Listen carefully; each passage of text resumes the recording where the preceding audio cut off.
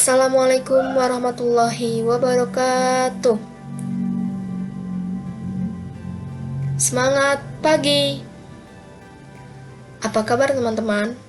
Semoga teman-teman dalam keadaan sehat-sehat semua dan diberikan kelancaran dalam menuntut ilmu dalam proses pelajaran dari ini. Alhamdulillah kita bisa bertemu kembali di pemrograman dasar kelas 10 bersama saya Liza Apriani. Kita akan melanjutkan kembali materi minggu lalu, di mana minggu lalu kita sudah mempelajari tentang algoritma. Nah, sebelum belajar kita mulai, alangkah baiknya kita berdoa dan menyiapkan alat tulis untuk proses pembelajaran kita. Selamat belajar. Nah, materi yang akan kita pelajari hari ini adalah flowchart. Kompetensi dasarnya yaitu 3.1 menerapkan alur logika program komputer dan 4.1 membuat alur logika program komputer.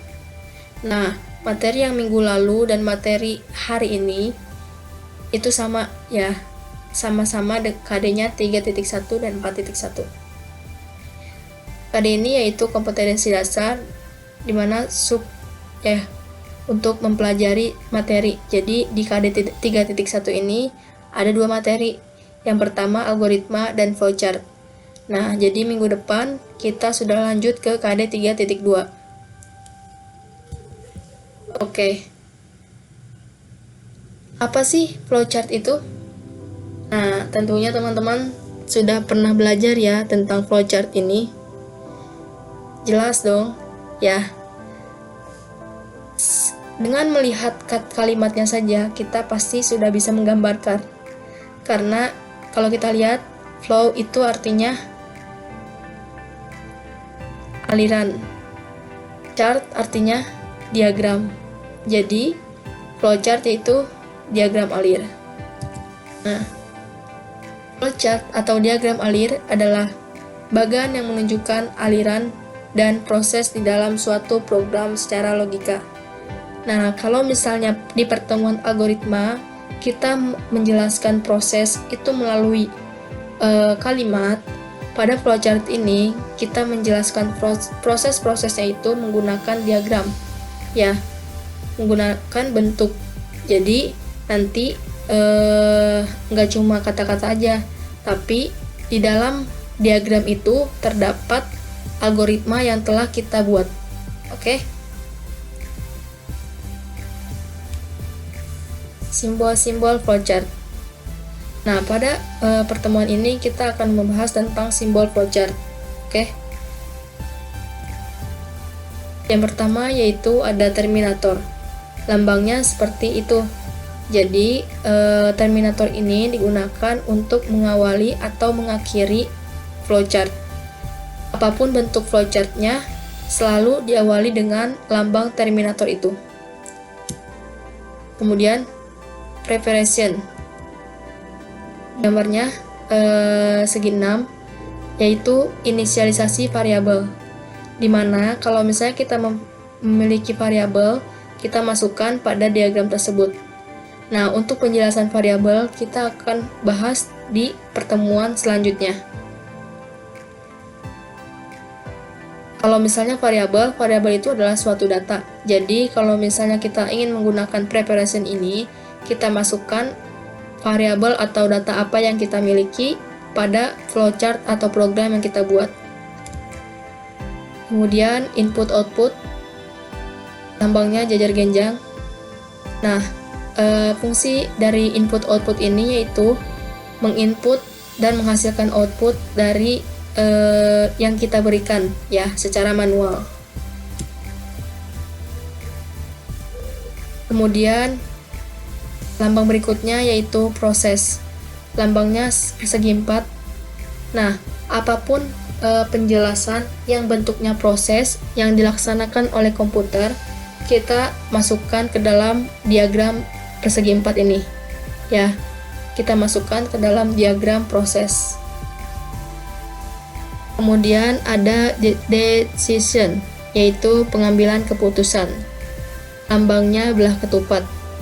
Jadi, kalau misalnya kita memiliki flowchart atau suatu masalah, atau kita ingin menyelesaikan suatu program, yang di dalam programnya itu memiliki keputusan yang harus diambil, nah kita harus menggunakan lambang atau diagram belah ketupat, ya, yaitu decision. Nah, lambang decision ini digunakan misalnya, contohnya, jika hujan turun, kita harus membawa payung, ya. Jadi di dalam si decision ini kita masukkan kondisinya. Kondisinya apa? Kondisinya yaitu hujan turun, ya. Jadi kalau misalnya hujan turun, kalau iya berarti kita harus bawa payung. Kalau tidak berarti nggak usah bawa payung. Contohnya seperti itu. Nanti kita jelaskan di slide berikutnya ya. Kemudian yang berikutnya arrow, yaitu arah aliran. Nah, lambang ini yaitu digunakan untuk menunjukkan aliran flowchart yang kita buat, ya, antara diagram yang satu dengan diagram yang lainnya.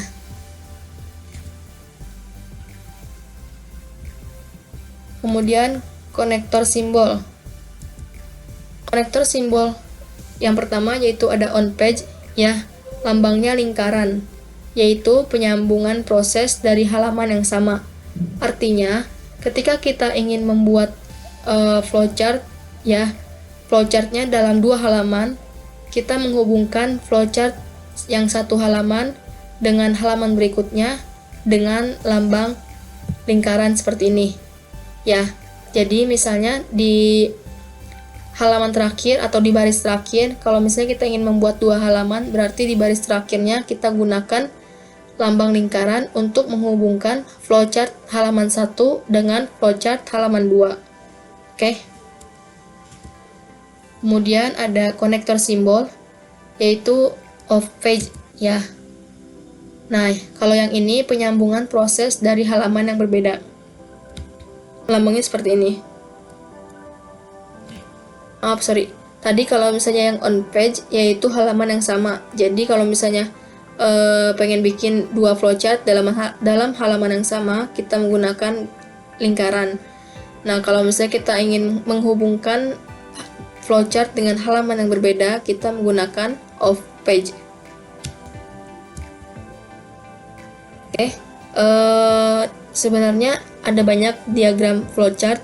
Teman-teman bisa cari di internet. Tapi yang sering kita gunakan untuk membuat flowchart dasar, membuat program-program dasar, yaitu cukup dengan yang tadi saya jelaskan.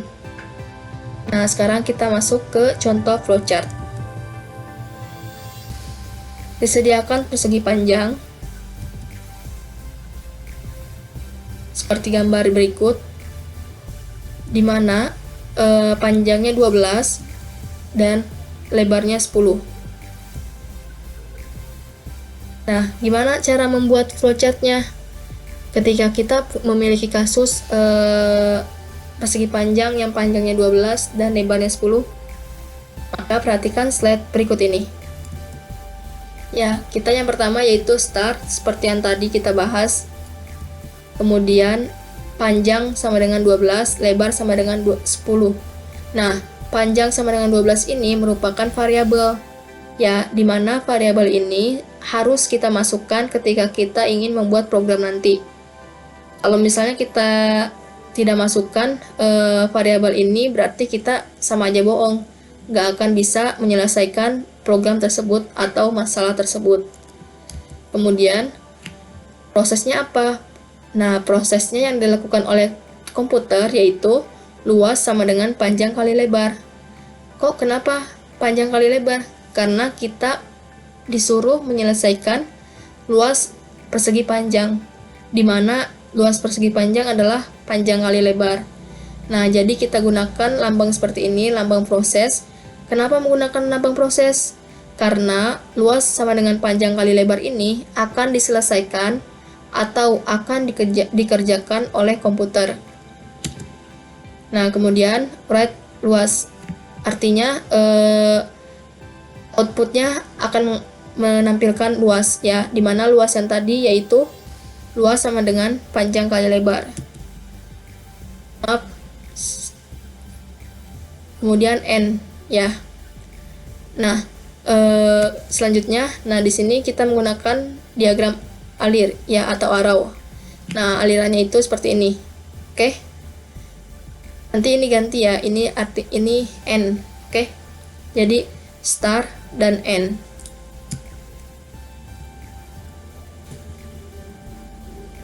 Nah, contoh flowchart yang kedua. Kapan simbol decision digunakan? Nah, tadi kan di simbol-simbol diagram ada lambang belah ketupat yang artinya pengambilan keputusan. Nah, kapan sih simbol ini digunakan? Contohnya seperti step berikutnya.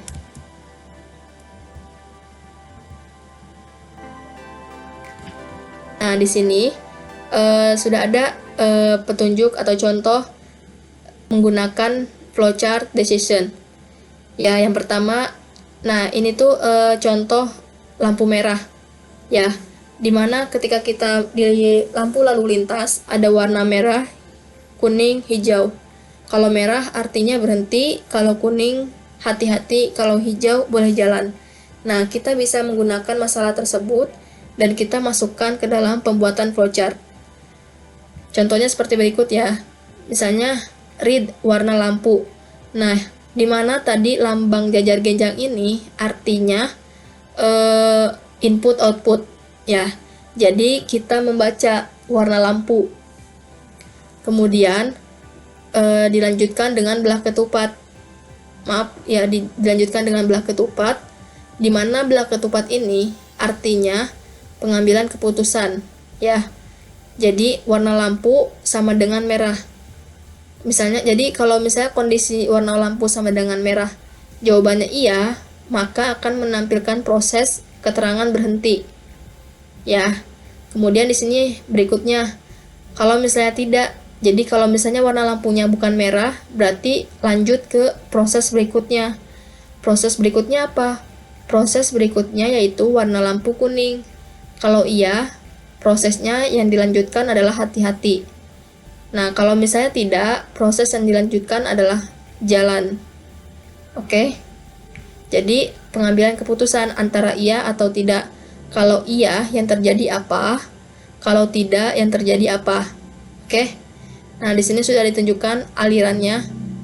Kalau misalnya di antara kedua ini, merah dan kuning tidak ada, berarti dia lanjut ke proses berikutnya, yaitu jalan. Oke? Nah, kemudian dihasilkan output keterangan, di mana keterangan ini sesuai dengan inputan yang kita dapati, entah itu merah, kuning, atau hijau. Kemudian N. Oke, semoga teman-teman paham ya. Nah, di sini ada kelebihan dan kekurangan flowchart. Kelebihan dari flowchart yaitu mudah dibaca dan dipahami, kemudian cocok untuk algoritma tidak kompleks atau kerumitan tingkat rendah, kemudian cukup rinci dengan pemodelan secara visual. Jadi flowchart ini memiliki kelebihan seperti yang telah disebutkan. Nah, artinya kompleks yaitu kerumitannya yang tingkat rendah. Jadi program-program sederhana, nah kita bisa cocok menggunakan flowchart, sangat membantu kita. Tapi ketika kita ingin membuat program-program yang cakupan besar, itu kita tidak bisa memanfaatkan flowchart. Kemudian kekurangannya tidak cocok untuk algoritma kompleks, kemudian sulit diterjemahkan ke kode program. Nah, cukup sekian dari saya. Semoga ilmu yang saya berikan bermanfaat untuk teman-teman semua. Wassalamualaikum warahmatullahi wabarakatuh.